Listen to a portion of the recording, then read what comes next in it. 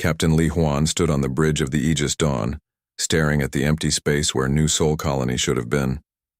The red star burned quietly in the distance, but the planet that had circled it for 3 years was gone, not destroyed. Not broken into pieces, simply gone, as if it had never existed at all. "Run the scan again," Li Huan told his crew. Engineer Kim Day worked at his station, fingers dancing over the controls. "Same result, Captain. No debris, no energy signatures, nothing that shows a planet was ever here." Dr. Parknari looked up from her own screens. "This makes 17 colonies, Captain. 17 human settlements that have just disappeared." Li Huan rubbed his tired eyes. 3 weeks ago, the first colony had vanished. Then another. Then 5 more in a single day. Each time, the same impossible result. Thriving human worlds, with millions of people simply stopped existing. "Any word from the Federation?" he asked. Pilot Cho Rin shook her head. "The Vorthon Empire says it's our own fault. They think our technology is too primitive and we're causing accidents. The Nethys Coalition sent sympathy messages, but no help. The Apex Collective says weak species often destroy themselves." Li Huan felt anger rise in his chest. Humanity had been part of the Galactic Federation for only 50 years. They were. The youngest members and the other species never let them forget it. The crystalline Vorthons lived for thousands of years and thought humans were like children. The water-breathing Nethys had technology that seemed like magic. The machine-like. Apex Collective considered biological life forms to be inferior. "Captain," Dr. Parknari said quietly, "I think I found something." Everyone turned to look at her. Parknari was the smartest person Li Huan had ever met. She understood physics and biology better than most alien scientists, even though she was only 32 years old. "The colonies that disappeared," she said. "They weren't random targets. Every single one was working on the same project." "What project?" Li Huan asked. "Fold space technology. All 17 colonies had research teams trying to crack instantaneous travel. They were all close to breakthrough moments when they vanished." Kim D whistled softly. Fold space travel would change everything. No more months-long trips between star systems. We could cross the galaxy in minutes. "Exactly," Parknari said. "And if humans developed that technology first, we wouldn't be the galaxy's baby species anymore," Cho Rin finished. Li Huan studied the empty space where New Sol should have been. The colony had been home to his younger brother and 2 million other people. Now they were gone, and the alien species that made up the Federation didn't seem to care. "What do our sensors show about this area?" he asked Kim Day. The engineer frowned at his readings. "That's the weird part, Captain. I'm getting traces of exotic matter. Energy signatures that shouldn't exist according to Federation science. It's like something tore a hole in space itself." "Can you analyze it?" "I'm trying, but our equipment isn't designed for this. The readings keep changing, like space itself is unstable here." Dr. Parknari moved to help Kim Day. Together they worked on the sensor data while Li Huan and Cho Rin kept watch. Space looked normal, but Li Huan could feel something wrong about this place. "Captain," Parknari said after an hour, "you need to see this." She showed him a 3-dimensional map of the area around the missing planet. Colored lines showed energy flows and gravitational fields. Most of space was empty and calm, but where New Sol had been, the map looked like a spider's web of glowing cracks. "These are dimensional fractures," Parknari explained. "Tiny breaks in the fabric of space-time. They're healing slowly, but they're definitely there." "What could cause that?" Li Huan asked. "Only one thing I can think of. Someone opened a gateway to another dimension. A big one." The bridge fell silent. Other dimensions were theory, not practice. No species in the Federation had that technology. "Are you saying," Cho Rin said slowly, "that someone pulled entire planets into another dimension?" "Not someone," Parknari said. "Something. These energy patterns are too perfect, too controlled. This wasn't an accident or an attack. This was automatic, like a safety system." Li Huan felt a chill run down his spine. A safety system for what? Before, Park Nari could answer. Alarms started blaring throughout the ship. Kim Dae's hands flew over his controls. Captain, we're getting massive energy spikes all around us. The dimensional fractures are getting bigger. Through the main view screen, Li Huan could see space itself beginning to ripple like water. Stars seemed to bend and stretch. Reality looked like it was melting. Get us out of here, he ordered. I can't, Cho Rin said, her voice tight with concentration. The navigation systems aren't responding. Something is pulling us in. The ship shook violently. Emergency lights flashed red. Through the chaos, Li Huan heard Park Nari shouting over the noise. It's the same pattern. The same energy signature from all 17 colonies. Whatever took them is taking us too. Li Huan grabbed his command chair as the ship spun wildly. All hands brace for impact. But there was no impact. Instead, the universe around them exploded into light. Not the light of stars or explosions, but something else. Light that seemed to come from inside their heads. Light that showed colors that didn't exist. The Aegis Dawn twisted through space that wasn't space, following paths that led in directions that had no names. Li Huan felt like he was falling up and down at the same time. His crew screamed, but the sounds came from everywhere and nowhere.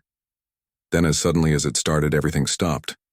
The ship floated in normal space again. The stars outside looked different, but they looked like real stars. The emergency alarms were quiet. The artificial gravity worked normally. Status report, Li Huan said weakly. Kim Dae checked his instruments with shaking hands. All systems green, Captain. We're in one piece. Where are we? Cho Rin asked. Park Nari was already working on that question. Her screens showed star charts and navigation data. After several minutes, she looked up with confusion on her face. According to our instruments, we're nowhere, she said. These stars don't match any known systems. We're not in Federation space. We're not in any charted region of the galaxy. That's impossible, Kim Dae said. Wait, Park Nari said, studying her readings more carefully. I'm picking up artificial signals, radio transmissions. There's someone else here. She worked on decoding the signals. When she succeeded, her face went pale. Captain, these signals are in Korean. They're using human languages and human technology codes. Li Huan felt his heart race. Put it on speakers.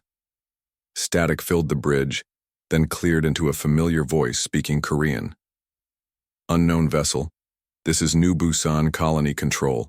Please identify yourself and state your purpose. The crew looked at each other in amazement.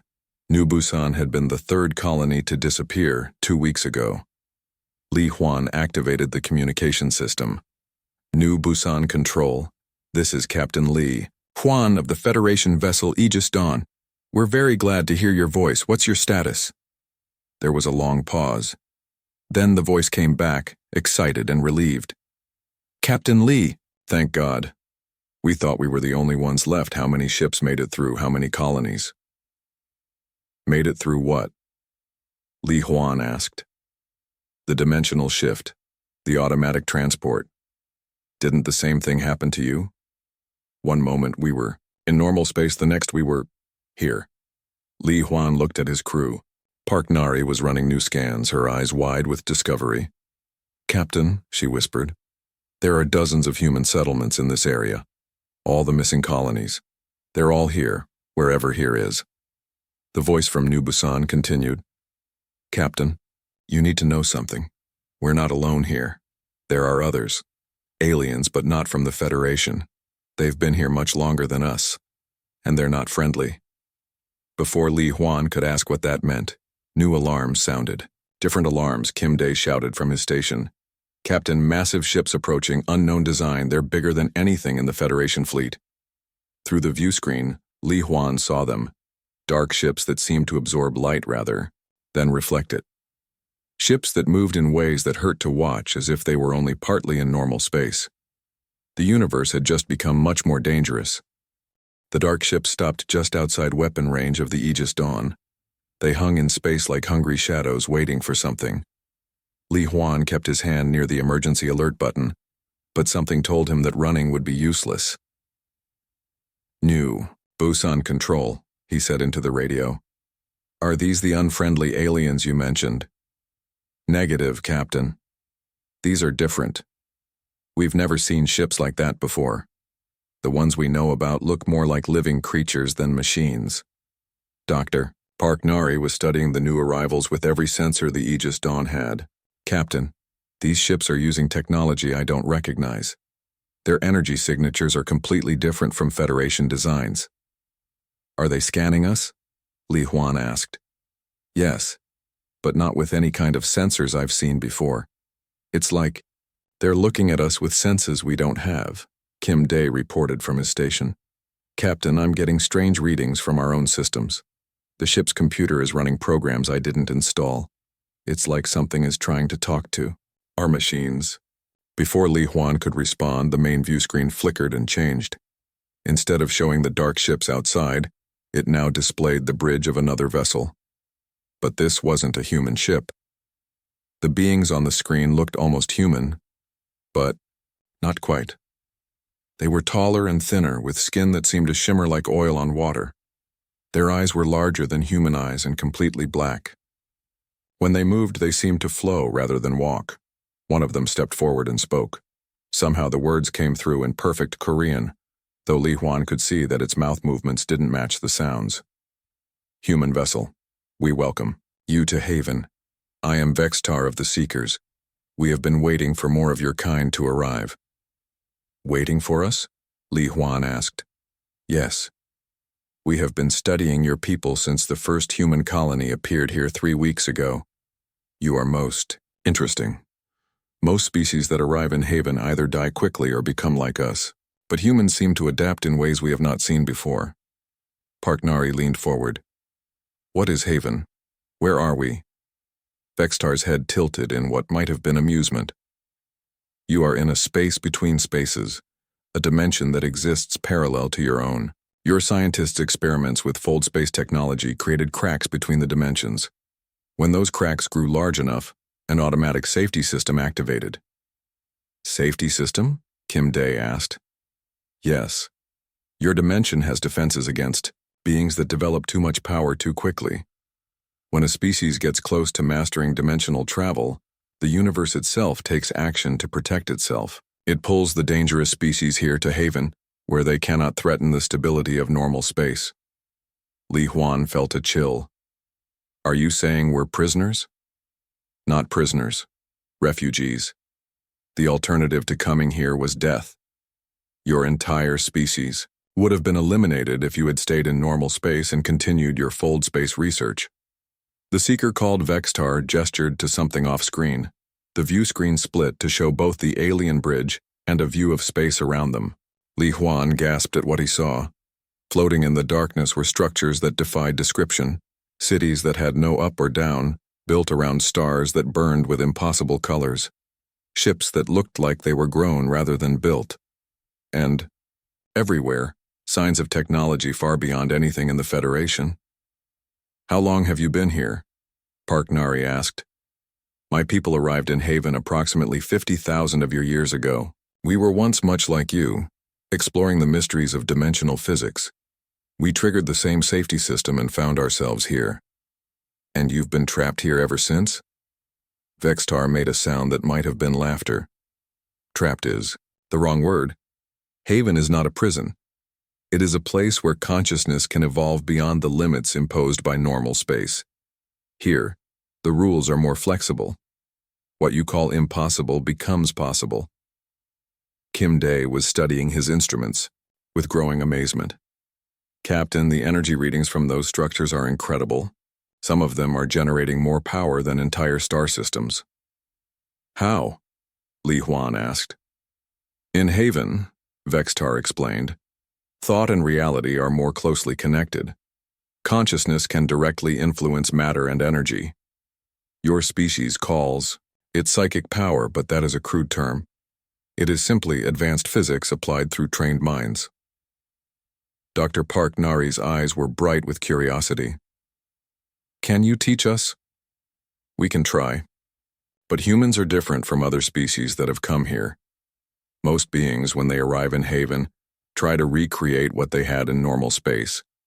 They build the same kinds of cities, use the same technologies, think the same thoughts.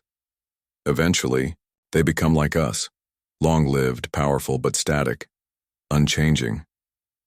But humans are different? Cho-Rin asked. Very different. In just 3 weeks, your colonists have surprised us many times.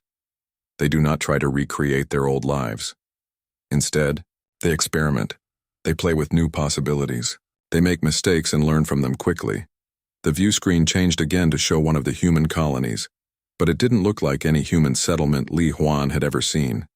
The buildings seemed to grow from the ground like plants, their walls flowing and changing shape. People moved through the air as easily as walking on the ground. Gardens floated freely in space, somehow maintaining their own atmosphere. New Busan Colony, Vextar said. 3 weeks ago, they were ordinary, human farmers and engineers. Now watch what they can do. The view zoomed in on a group of humans working on some kind of construction project, but they weren't using tools or machines. Instead, they seemed to be shaping metal and stone with their hands, molding materials like clay. One woman gestured at a pile of raw materials, and they flowed together to form a perfect mechanical device. Impossible, Kim Dae whispered. Not impossible, Vextar said, simply a different application of natural forces. In Haven, consciousness and matter interact directly. With training, any mind can learn to influence physical reality. Li Huan tried to process what he was seeing. How many humans are here? Now? All 17 colonies that disappeared from your dimension. Approximately 2.3 million individuals. They have been organizing themselves, sharing knowledge, and adapting to Haven's possibilities with remarkable speed. Are we safe here? Li Huan asked. Vexitar's expression became more serious. Safer than you were in normal space, but not completely safe. Haven has its own dangers. There are entities here that feed on consciousness itself. Ancient beings that have forgotten how to exist in any other way, and there are signs that something even more dangerous is approaching. What kind of something? Parknari asked. We are not certain. Our long-range sensors detect massive disturbances in the deepest parts of dimensional space. Something old and hungry, moving toward Haven. We had hoped it would not notice the arrival of so many new minds, but human consciousness seems to shine more brightly than most species. Li Huan felt the familiar weight of command responsibility settling on his shoulders. What do you suggest we do? Come to the Central Assembly. It is where representatives from all the human colonies are meeting with the various species that live in Haven. Together we are trying to prepare for whatever is coming. How do we get there? Cho-Rin asked. Vextar gestured, and the Aegis Dawn's navigation system suddenly displayed a 3-dimensional map unlike anything they had seen before. The map showed not just physical locations, but layers of reality stacked on top of each other like sheets of glass. Follow the path marked in blue light. Your ship's engines will work differently here, but your pilot seems talented. She should be able to adapt. Cho-Rin studied the strange navigation display and nodded slowly. I think I understand. It's like flying through water instead of air. The physics are different, but the principles are similar. Exactly, Vextar said. We will meet you at the assembly. There is much you need to learn, and time may be shorter than we hoped. The communication ended, leaving the bridge of the Aegis Dawn in thoughtful silence. Finally, Li Huan spoke. Well, crew, it looks like we're not just explorers anymore. We're refugees in a dimension that runs on different rules, and we may be facing some kind of ancient threat. Just another day in the life of a Federation starship, Kim Dae said with forced humor. Parknari was already deep in thought, analyzing everything they had learned. Captain, if what Vextar said is true, then humans might have advantages here that other species don't. Our adaptability, our willingness to experiment, could make us either very valuable allies or very dangerous enemies, Li Huan finished. Rin was working with the new navigation system, her hands moving confidently over controls that now responded to her thoughts as much as her touch. Captain, I think I've got the hang of this. ready to proceed to the assembly whenever you give the order. Li Huan looked out at the impossible structures of Haven, at the cities that defied gravity, and the ships that seemed to exist in multiple dimensions at once. Somewhere out there, 2.3 million humans were learning to reshape reality with their minds, and something ancient and dangerous was moving toward them through the depths of dimensional space.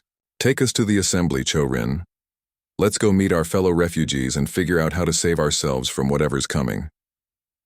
The Aegis Dawn began to move through space that bent and folded around them, carrying the last free human starship toward a destiny none of them could have imagined. The central assembly was unlike anything Li Huan had ever imagined. It wasn't a building or a space station, but rather a collection of floating platforms that existed in multiple dimensions at once. Some platforms seemed solid and normal. Others were transparent, showing glimpses of strange geometries and impossible angles. People and aliens moved between them by simply thinking about where they wanted to go. The Aegis Dawn docked at a platform that adjusted its size and shape to perfectly match their ship's requirements. As the crew stepped through the airlock, they found themselves in an environment that felt like being inside a soap bubble that had been filled with breathable air. "Welcome to the assembly," said a familiar voice. Li Huan turned to see a human woman approaching them. She was perhaps 40 years old, with the confident bearing of someone used to being in charge. "I'm Captain Jiang So, formerly of New Busan Colony's security forces. Now I guess I'm something like a military coordinator for all the human colonies." "Captain Li Huan," he replied, shaking her hand. "This is my crew, Dr. Park Nari, Engineer Kim Dae, and Pilot Cho-Rin." "We've heard about the Aegis Dawn," Jiang So said.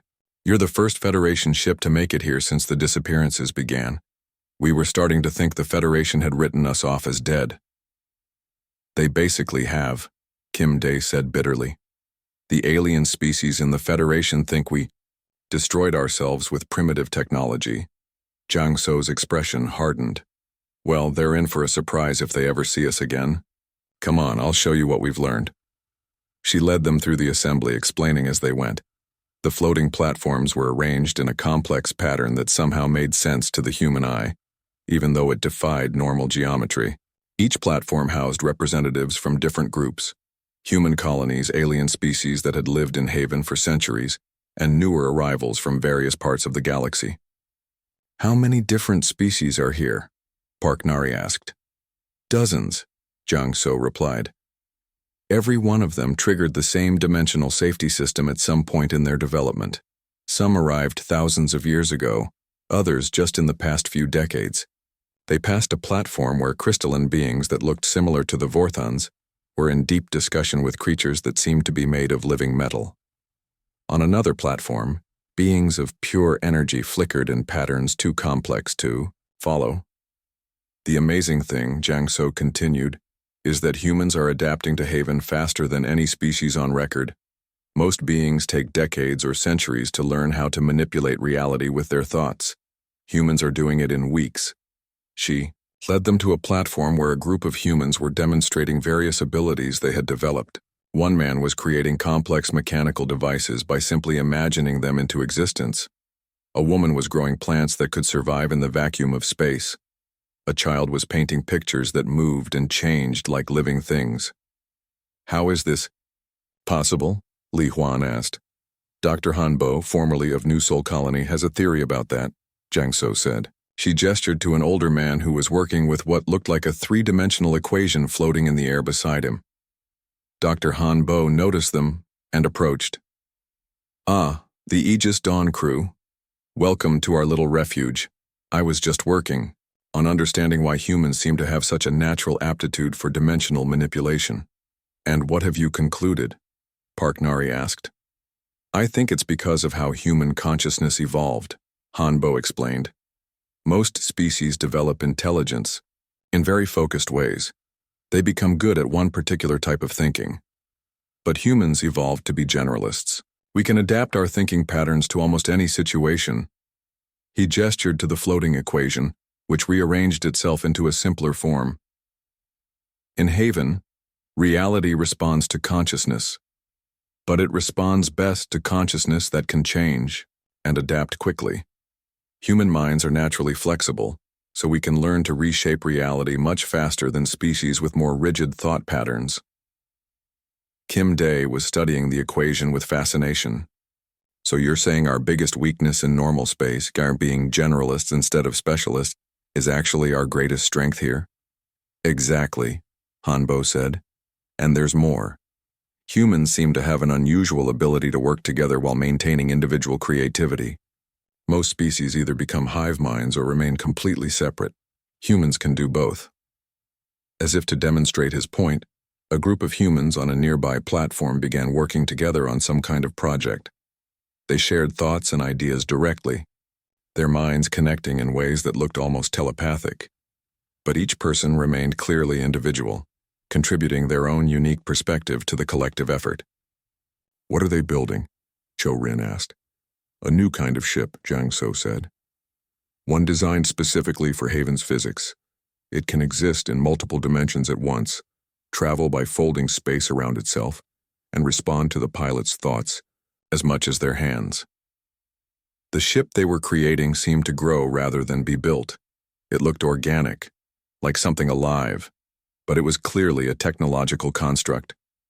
As the team worked, the ship became more complex and beautiful, incorporating design elements that would be impossible to build with normal materials. Captain Jiang So, a new voice called out. They turned to see Vextar approaching along with several other aliens of species Li Huan didn't recognize. We have received new long-range sensor data, Vextar said. The entities we detected approaching Haven have changed course. They are definitely coming here, and they will arrive much sooner than we thought. How much sooner? Li Huan asked. A new alien spoke up. This one looked like a walking tree, but its bark was silver and its leaves glowed with soft light. Perhaps 3 days in Haven time. We have identified what approaches. They are called the Devourers. The name sent a chill through the assembled group. Even without knowing what Devourers were, the name itself suggested something terrible.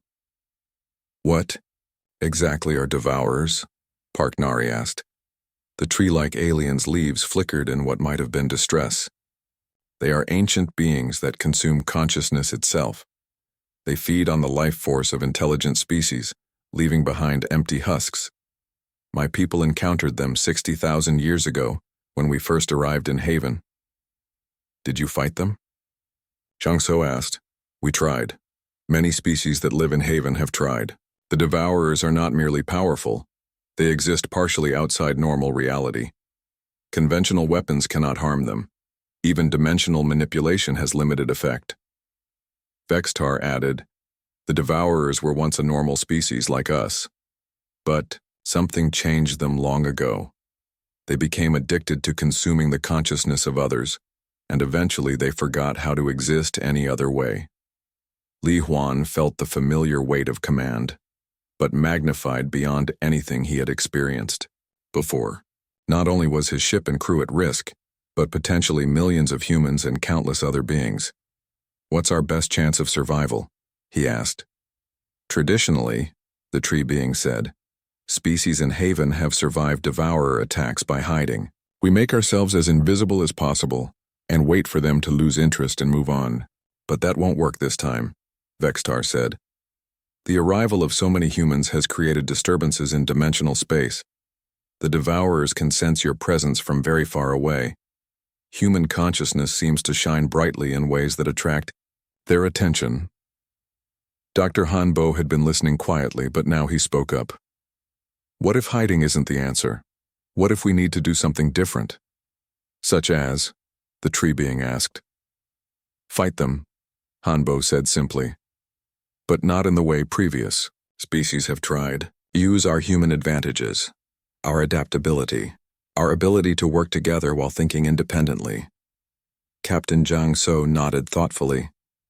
We've been organizing the human colonies for defense anyway, not just hiding, but actively preparing to protect ourselves. That seems unwise, Vextar said. The Devourers have consumed entire civilizations. What makes you think humans can succeed where others have failed? Because, Park Nari said, her eyes bright with sudden understanding, We don't think the same way as other species.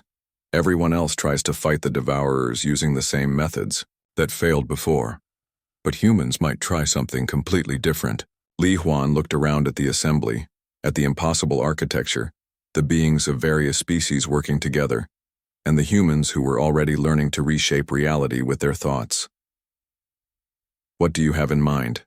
he asked Park. "Nari, I'm not sure yet," she admitted. "But I know humans.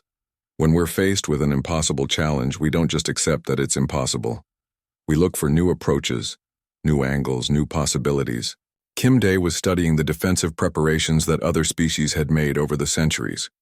"Captain, their defenses are all based on the same principle, trying to be stronger than the devourers.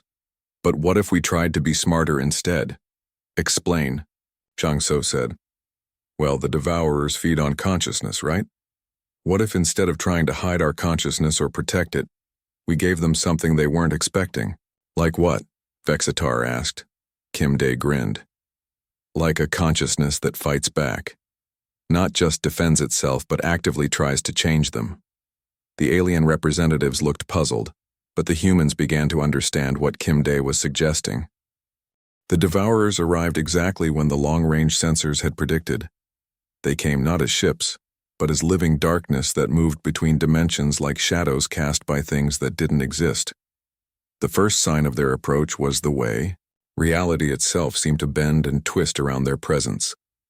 Li Huan stood on the bridge of the Aegis Dawn, which had been modified with Haven technology over the past 3 days. The ship could now exist in multiple dimensions at once, and its weapons could strike at targets that weren't entirely in normal space. But even with these improvements, he felt small and vulnerable compared to what was approaching.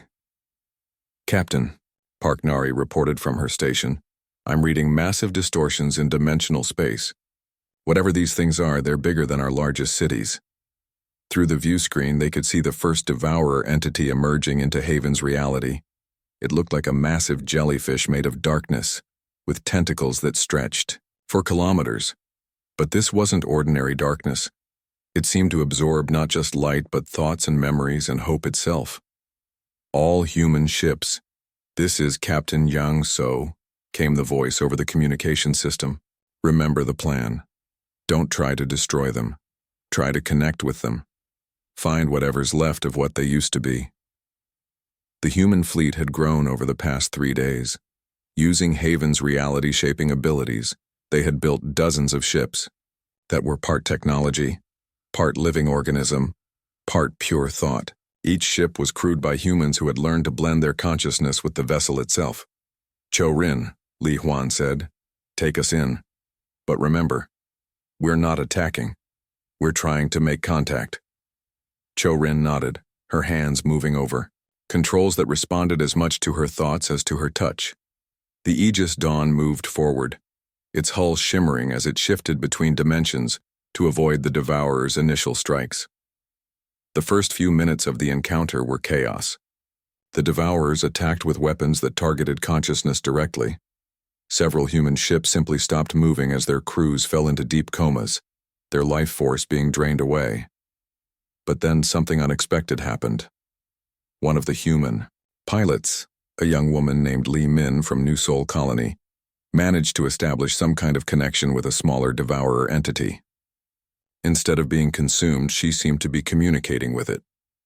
"All ships," she broadcast, "I'm getting something. Images, memories. This thing, it's scared. It's hungry, but not just for food. It's hungry for connection, for companionship. It's been alone for thousands of years." Dr. Park Nari was monitoring the exchange from the Aegis Dawn. "Captain, I'm seeing something incredible. The human pilot's consciousness isn't being consumed. Instead, it's healing something inside the devourer." On the main screen, they could see the smaller devourer entity beginning to change. Its dark, shifting form was becoming more solid, more defined. And within the darkness, lights were beginning to appear, not the cold light of stars, but the warm light of consciousness returning to life. "It's working," Kim Dae said in amazement. "The human is actually reversing whatever turned that thing into a monster." But the success was short-lived. The larger devourer entities seemed to sense what was happening to their smaller companion. They attacked with renewed fury, not just trying to consume the humans, but specifically targeting the connection between Li Min and the healing devourer. They don't want to be healed. Vexitar's voice came over the communications channel. The seeker ships were hanging back, observing the battle with sensors far more advanced than anything humans possessed. The larger entities are trying to stop the smaller one from remembering what it used to be. Li Huan watched as the battle intensified. More human pilots were making connections with devourer entities, and in each case the same thing happened. The darkness began to fade, replaced by something that looked almost like the original species. But the larger devourers fought against this change with desperate violence. "They're afraid," Park Nari said suddenly. "Captain, I think I understand what's happening. The devourers have been monsters for so long that they're terrified of becoming anything else. Being a predator is painful, but it's all they know how to be. Like addicts," Chorin added. "They know their addiction is destroying them, but they're too scared to try to get clean." Another human ship made contact with a large devourer entity. This time, the process was different. Instead of trying to heal the creature immediately, the human crew seemed to be sharing their memories, showing the devourer what life could be like without constant hunger, without the need to consume other beings to survive. The devourer's response was violent at first. It thrashed and struck out, trying to break the connection. But gradually, something changed. The tentacles that had been weapons became tools of exploration. The darkness that had been armor became a membrane through which light could pass. "Captain," came a new voice over the communication system. "This is Commander Park Jun of the research vessel New Hope. We've made contact with what appears to be the leader of the Devourer fleet." On the screen, they could see a Devourer entity so massive that it dwarfed all the others. Its presence seemed to bend space around it, creating whirlpools of distorted reality. But the New Hope, a ship built entirely from human-modified Haven technology, was somehow maintaining position next to it. "Report, Commander Park," Jiang So ordered. "Sir, this entity is ancient beyond measure. It's been a devourer for millions of years. But underneath all that darkness and hunger, I can sense something else. It's not just the leader of the devourers, it's their parent. It became a monster to protect its children, and then it couldn't find its way back. The massive entity, which the humans began calling the First Hunger, slowly began to communicate, not with words or even thoughts, but with pure emotion and memory. Through the connection established by the New Hope, all the human ships could sense its story. Eons ago, the Devourers had been a peaceful species, much like humans in their curiosity and adaptability. But they had attracted the attention of something even more dangerous. Entities that existed to prevent any species from becoming too powerful or too advanced. These cosmic predators had hunted the devourers across multiple dimensions, destroying their worlds and consuming their people. The First Hunger had been a parent, a leader, someone responsible for protecting their species. In desperation, it had found a way to fight back by learning to consume consciousness itself, turning its people into predators powerful enough to survive. But the cure had become worse than the disease. The devourers had survived, but they had forgotten how to be anything except monsters. "Captain," Park Nari said softly, "the First Hunger is showing us something else. Those cosmic predators that hunted the devourers, they're still out there, and they're coming here." Through the connection with the First Hunger, the human fleet could sense something moving in the deepest parts of dimensional space. Entities so alien and hostile that even the devourers were afraid of them. They were the universe's immune system, designed to destroy any species that advanced too far beyond their designated limits. "How long do we have?" Li Huan asked. But First Hunger's response was immediate and terrifying. The cosmic predators, which it called the nullifiers, were already on their way. They had been drawn by the same dimensional disturbances that had pulled humanity into Haven. They would arrive within days, maybe hours. "All ships," Jiang So broadcast. "New plan. We're not just trying to heal the devourers anymore. We're trying to save everyone in Haven from something even worse." The battle transformed into something unprecedented. Humans and healing devourers began working together, combining their abilities to prepare defenses against the approaching nullifiers. The former predators shared their knowledge of these cosmic entities, while the humans contributed their adaptability and their ability to think of solutions that had never been tried before. Kim Day worked with a partially healed devourer to create weapons that could strike at targets existing outside normal reality.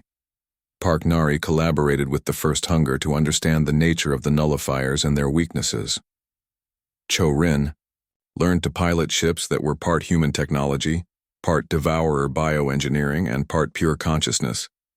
But as the defenses were prepared, long-range sensors detected the approaching nullifiers. They were vast beyond comprehension, geometric shapes that existed in multiple dimensions simultaneously, radiating an aura that seemed to make reality itself sick. "Captain," Park Nari said, her voice tight with fear. "These things don't just destroy civilizations. They erase them from existence entirely. They make it so the species never existed at all." Li Huan looked around at the alliance that had formed. Humans and former devourers working together, sharing knowledge and consciousness in ways that should have been impossible.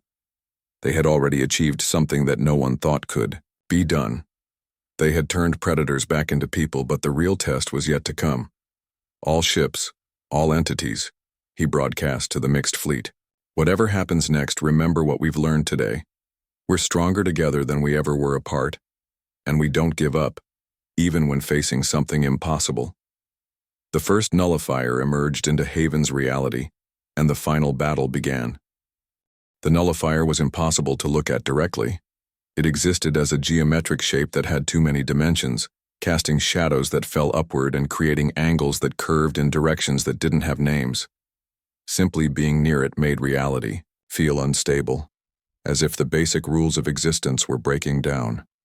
Li Huan gripped his command chair as the Aegis Dawn shuddered under the influence of the nullifier's presence. Around them, several of the smaller ships began to fade. Not destroyed, but somehow becoming less real, as if they were being erased from existence itself. "All ships maintain distance," Captain Jiang So broadcast. "Don't let it touch you directly. We need to understand what we're dealing with before we can fight it." But understanding seemed impossible. The nullifier moved through space in ways that made no sense, appearing in multiple locations at once while somehow still being a single entity. When it attacked, pieces of reality simply stopped existing. Stars winked out of existence. Entire sections of Haven's dimensional space became empty voids. "Captain," Dr. Park Nari called out, "I'm getting readings from the First Hunger. It's trying to communicate something important." Through their connection with the ancient devourer, the human fleet received a flood of information. The nullifiers were not just weapons. They were the universe's response to consciousness that grew too powerful. They represented the will of reality itself, trying to maintain cosmic balance by preventing any species from advancing beyond certain limits. But there was more. The First Hunger had encountered nullifiers before millions of years ago. It knew their weakness. They could only erase things that existed in predictable, stable patterns. Consciousness that was constantly changing, constantly evolving, was harder for them to target. "That's why the devourers survived for so long," Park Nari said, understanding flooding through her. "They were constantly changing, constantly consuming new forms of consciousness. The nullifiers couldn't get a lock on them. And that's why humans might be able to survive too," Kim Day added. "We never stay the same. We're always adapting, always growing." Li Huan watched as more nullifiers emerged into Haven. There were dozens of them now, each one a geometric impossibility that hurt to perceive. They moved through space like a disease, unmaking everything they touched. "All human ships," he broadcast, "implement chaos protocol. Don't follow any predictable patterns. Keep changing everything. Course, speed, even your basic ship configurations. Make yourselves impossible to target." The human fleet responded instantly. Ships that had been solid became fluid. Vessels that had been moving in formation scattered in random directions. Pilots began changing their ship's basic structure from moment to moment, making them exist partially in multiple dimensions, then snapping back to normal space, then shifting into forms that were part matter and part pure. Thought. The strategy worked better than anyone had hoped. The nullifiers tried to erase the human ships, but they couldn't maintain a lock on targets that refused to stay the same for more than a few seconds. But the nullifiers were learning. They began to adapt their tactics, trying to erase larger areas of space instead of targeting individual ships. Several human vessels were caught in these reality erasure zones and simply ceased to exist. "We need a new plan," Jiang So broadcast. "We can avoid them for now, but we can't fight them this way forever." That's when Cho Rin had an idea that was so crazy it just might work. "Captain," she said, "what if we don't try to fight them at all? What if we try to understand them, to communicate with them?" "They're trying to erase us from existence," Kim Day pointed out. "I don't think they're in the mood for conversation, but think about it," Cho Rin continued. "The nullifiers exist to maintain cosmic balance. They destroy species that become too powerful because they're trying to protect the universe.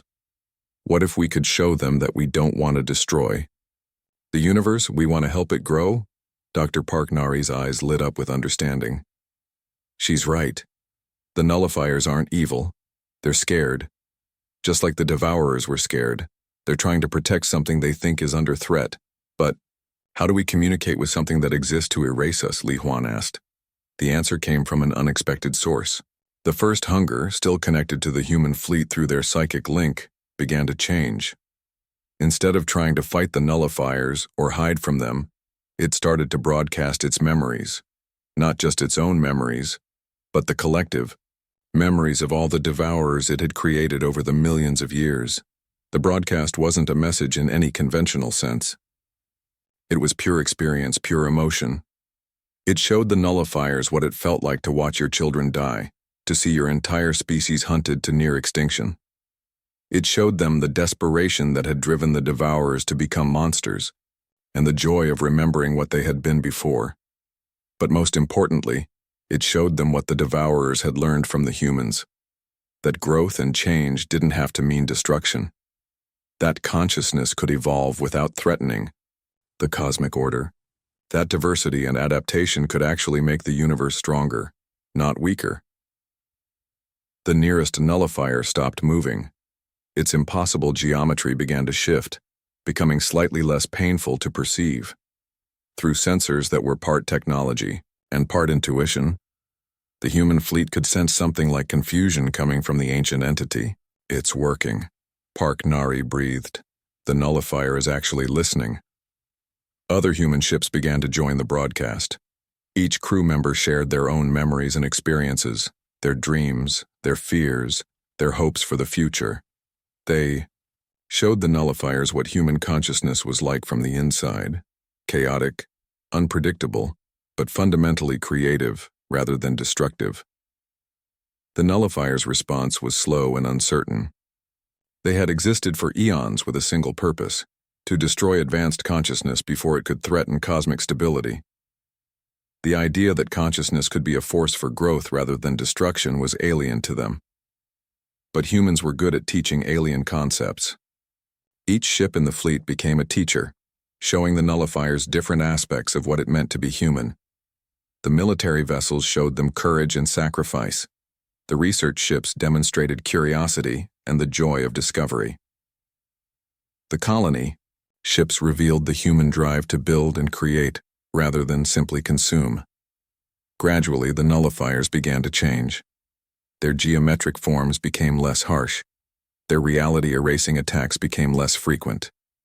They were still impossible to understand completely, but they no longer felt like pure hostile force. The breakthrough came when the largest nullifier, an entity that existed across so many dimensions that it could barely be perceived at all, made direct contact with Li Huan's mind. The communication was unlike anything he had ever experienced. It wasn't words or images, but raw concepts flowing directly into his consciousness. The nullifier showed him the true scope of the universe. Billions of galaxies, trillions of species, all existing in delicate balance. It showed him civilizations that had grown too powerful and destroyed entire regions of space. It showed him the necessity of limits, of boundaries, of cosmic order. But Li Huan showed it something in return. He shared the human experience of growing through adversity, of becoming stronger by facing challenges rather than avoiding them. He showed the nullifier what humanity had accomplished in Haven, not conquest or domination, but healing and cooperation. Most importantly, he offered the nullifier something it had never been offered before: partnership instead of opposition. "We don't want to threaten the cosmic order," Li Huan projected to the ancient entity. "We want to help maintain it, but not through destruction and limitation, through growth and adaptation and positive change." The response was immediate and overwhelming. The nullifier shared with him a vision of what the universe could become, not a static system where species were prevented from advancing, but a dynamic growing ecosystem where consciousness could evolve safely, guided by wisdom and cooperation rather than fear and restriction. Around them, the other nullifiers began to respond to this new possibility. Their reality-erasing attacks stopped completely. Instead, they began to work with the Human Devourer Alliance to repair the damage that had been done to Haven's dimensional structure. The war became a cooperation. Nullifiers who had existed only to destroy began learning to create. Devourers, who had consumed consciousness for millions of years, began to nurture it instead. And humans, who had started as the galaxy's youngest and weakest species, became the bridges that connected ancient enemies and helped them find new purposes. Dr. Park Nari worked with a group of nullifiers to develop new forms of dimensional travel that wouldn't destabilize space-time. Kim Day collaborated with reformed devourers to create technologies that could heal damaged realities. Cho Rin learned to pilot ships that existed partially in normal space and partially in the realm of pure consciousness. But the greatest change was in Li Huan himself. Through his connection with the lead nullifier, he began to perceive the universe from a cosmic perspective. He could sense the flow of consciousness across multiple galaxies, the birth and growth of new forms of awareness, the endless potential for positive change. "Captain," Park Nari said one day as they prepared to leave Haven,